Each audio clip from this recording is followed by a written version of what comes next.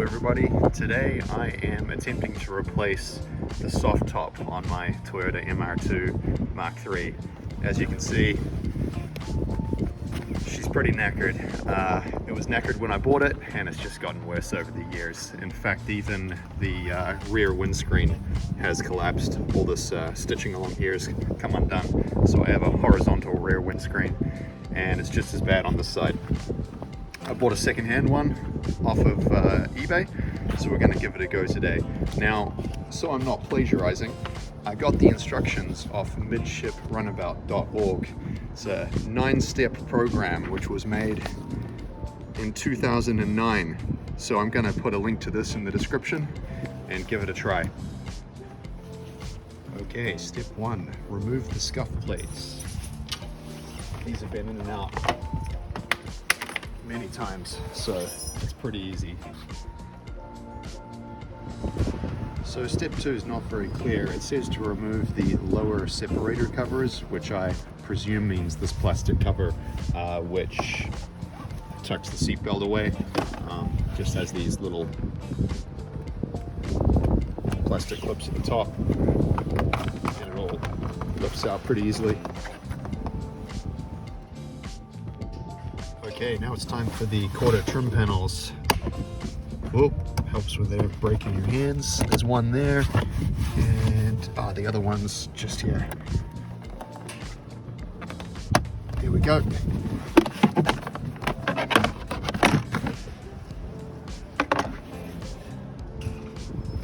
Time to remove the rear doors. There's just 6 bolts, which are 10mm.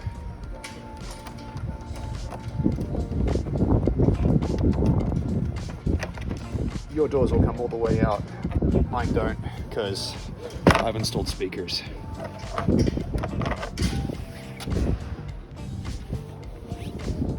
Okay, time to remove the plastic compartment. There's just 2 bolts mounted vertically. They're 10mm. There's one there, and there's one there. Take them out, and then a nod to the instructions. It says that there is a wire mounted to the driver's side compartment and you need to unclip it. My car doesn't have one.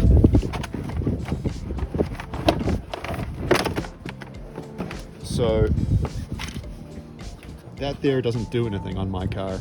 Maybe it does on yours. Now it's time to remove the seat belts. There is just 1 bolt at the very top at the shoulder height, and it's 14mm. Okay, I've never done this before. It is said that the pull sign here is actually removable, and there's a couple of screws behind it. Oh wow, it's true. There's a couple of screws behind it to remove.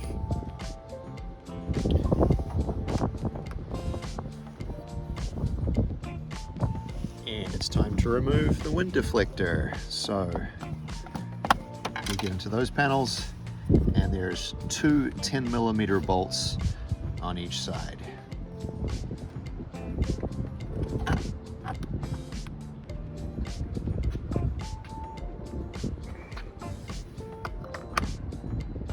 And it's time for the luggage compartment garnish. There's 2 of these clips on the top, and I haven't seen these before. Little plastic clips along the bottom, which I'm loosening with a plastic trim tool. So the garnish didn't come out because it turns out there's some more and I didn't see them. There's a couple more of the traditional pop clips and 2 more of these kind of screw type ones here.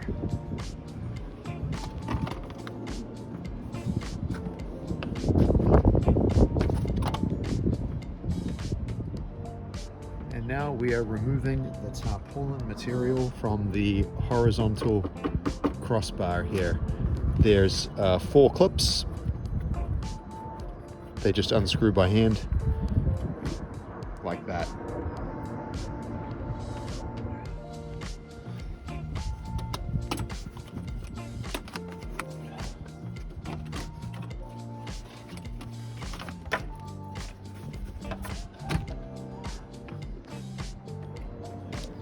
Okay, so the instructions also say there's a couple of little buttons down here you have to unpop.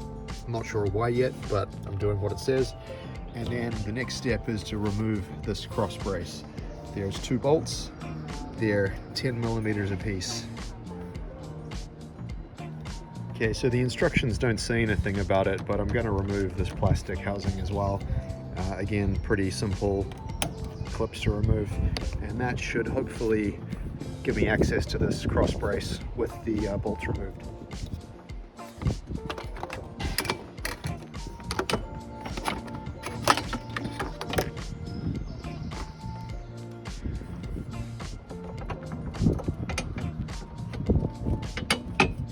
Ooh, what's going on here? Oh, looks like maybe more clips to remove.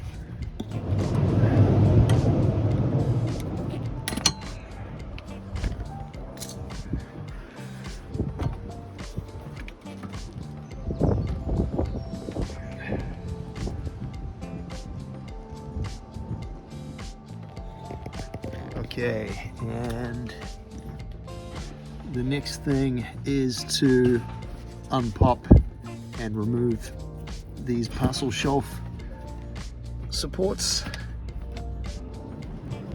Okay, now the guide gets a bit thin on details, but this parcel tray's got to come out eventually.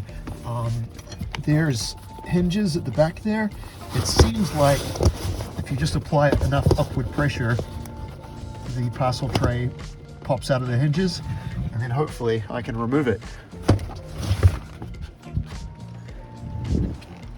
Okay, that's a better view of the hinge. And it's beginning to rain. Brilliant, brilliant timing. At least the roof's still on.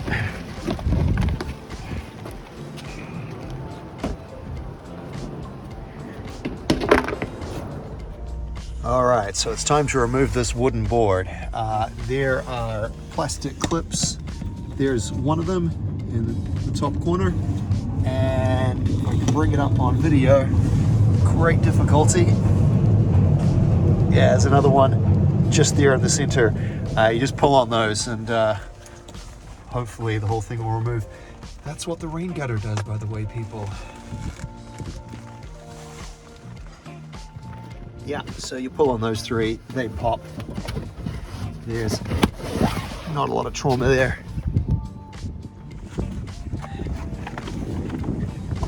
Whoop. There we go. Ooh, that could do with a little vacuum. Right, so that's what we're left with. So we lift up this flap and we got a 10 millimeter just there and a 10 millimeter just there. I'll call them 1 and 2. Okay, then we have 3, 4, and 5. They're 10 millimeters also. Okay, put a socket on this one because it's hard to see. Number 6. I should mention, with the removal of number 6, you get this piece of trim off as well. There we go. Okay, time for the gutter apron removal. So just pulling off these plastic clips now. All right, so now we've got a nice clear view of the main bracket. It turns out these little lugs here and here are just for positioning. They there's nothing bolted onto them, on my car at least.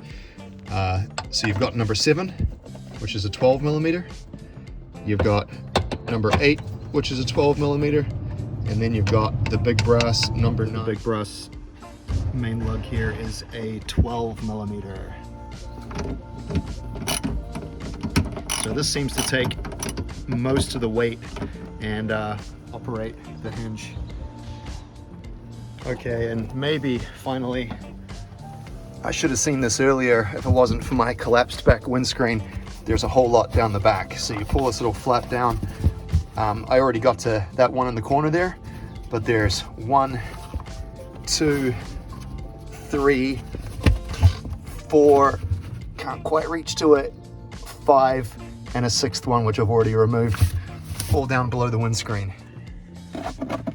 So that's one side nearly removed. Turns out has to be unbolted as well. We'll go after the middle section.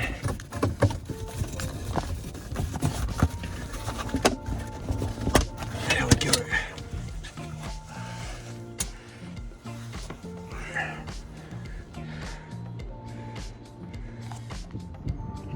And finally, the right-hand side inner frame. I'm removing the bolt at the end of this cable first, 10mm, and then all this pulls out. Okay, so with the metal gasket removed, we should be free to start removing the rubber gasket off all of these studs.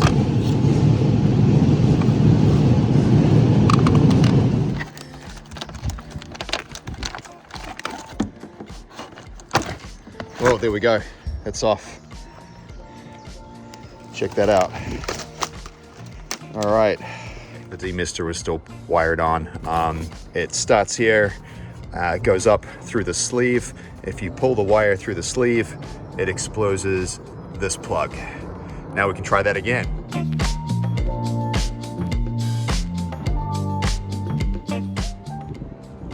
And here we have the secondhand 2004 that I bought off eBay.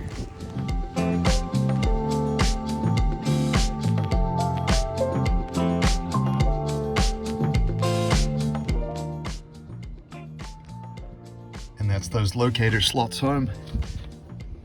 So that's it.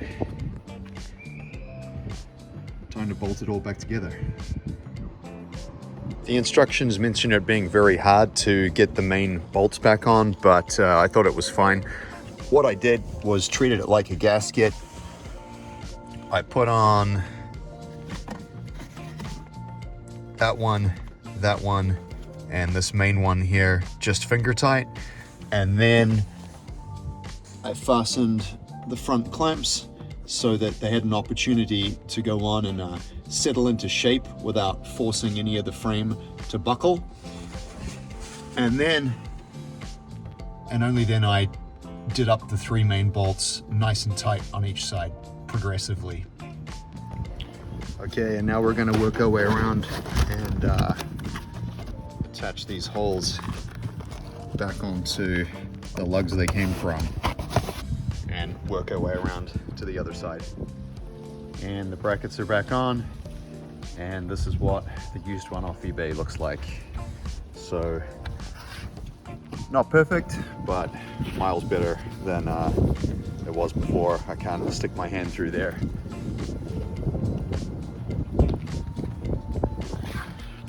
And same on this side, little tear there, but pretty good. Okay, so there's one final mystery solved. The rearmost brace wasn't quite in the same position as it was on the original, and it was making the back windscreen a bit loose and floppy. That's when I figured out that this mystery strap that actually connects to the rearmost metal brace, this one here, and it doesn't fold all the way back unless it is bolted onto, see if I can get a better view. I lift this flap up, I have got a socket on it. It needs to connect to that one, so I'm connecting it now. Okay, so that's it there. And it's quite a bit harder to view from up here, but it's just underneath those 2 flaps, and it seems to work. It's in the correct place now.